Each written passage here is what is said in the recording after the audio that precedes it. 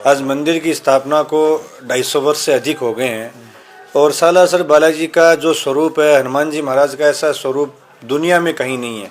दाढ़ी मूछ के हनुमान जी केवल सालासर में विराजमान है। यहाँ से 40 किलोमीटर दूर गांव है आसोटा, यहाँ ये मूर्ति ज़मीन से निकली थी। बालाजी महाराज के बहुत अनन्य भगत थे महात्मा मोहनदास जी महाराज, जिनकी भक्ति से प्रसन्न होकर यहाँ साक्षात हनुमान जी महाराज सालासर में विराजमान है।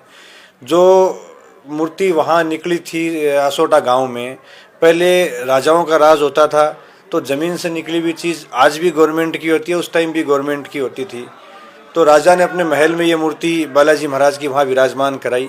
हनुमान जी महाराज ने रात को सपने में जाके राजा को बोला कि आपके लिए मैं यहाँ नहीं आया हूँ, मेरे को आप सालासर पहुँचाइए, आप इस एरिया में सक्षम हैं और पहला दर्शन आपको मैंने दिया है, मेरा भगत है मोहनदास जी महाराज, तो मेरे को वहाँ सालासर पहुँचा दीजिए। जहाँ जाके ये बैलगाड़ी रुके वही सालासर है। जिस बैलगाड़ी में बैठ के बालाजी महाराज यहाँ आए थे वो बैलगाड़ी आज भी अपने पास सुरक्षित है और जैसे आई थी वैसी की वैसी बाबा के चमत्कार से आज भी वैसी विराजमान अपने पास वो बैलगाड़ी है। तो साक्षात हनुमान जी महाराज यहाँ सालासर में विराजमान है। ऐसा स्वरूप आपको कहीं देखने को बालाजी का मिलेगा नहीं। जिस गाड़ी में हनुमान जी महाराज बैठ के आए थे, आज के टाइम की जो BMW मर्सिडीज लग्जरी जो गाड़ी होती है, उस टाइम में राजा ने वो बहुत नई गाड़ी बना के बालाजी महाराज को विराजमान करा के यहाँ सालासर पहुँचाया। आप जब गेट में एंटर होगे तो दोनों साइड में 2 बैलगाड़ियाँ पड़ी है, एक में बालाजी महाराज आए थे, एक में राजा की सेना आई थी। देखिए, अगर किसी के ऊपरी बाधा या कोई भूत प्रेत की बाधा होती है तो सालासर में कोई ऐसा झाड़ फूंक नहीं होता है कि भाई भूत प्रेत की बाधा दूर कर दी जाए। ये कहा जाता है बुजुर्गों द्वारा, जो सुना मैं आपको बताता हूँ, कि इस मंदिर के प्रांगण में भूत प्रेत का प्रवेश निषेध है।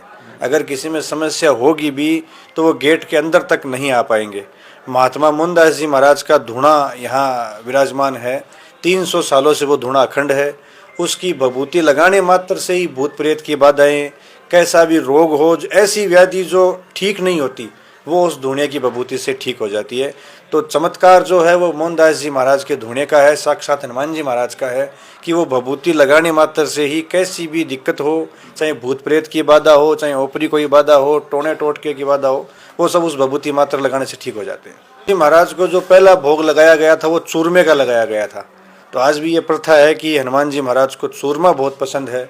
बाकी श्रद्धालु जो लेके आते हैं मंदिर में सब व्यवस्था है, लड्डू, चूरमा, बूंदी, बेसन बर्फी। आपकी श्रद्धा पे निर्भर करता है कि आप बालाजी महाराज को किस चीज़ का भोग लगाना चाहते हैं, आपका भाव है, आपकी श्रद्धा है। तो यहाँ कोई मना ही नहीं है कि ये चीज़ का भोग नहीं लगेगा। चूरमा हनुमान जी महाराज को अत्यधिक पसंद है। देखिए, सारा मैनेजमेंट हनुमान जी महाराज चलाते हैं, प्रशासनिक सहायता हमें बहुत मिलती है।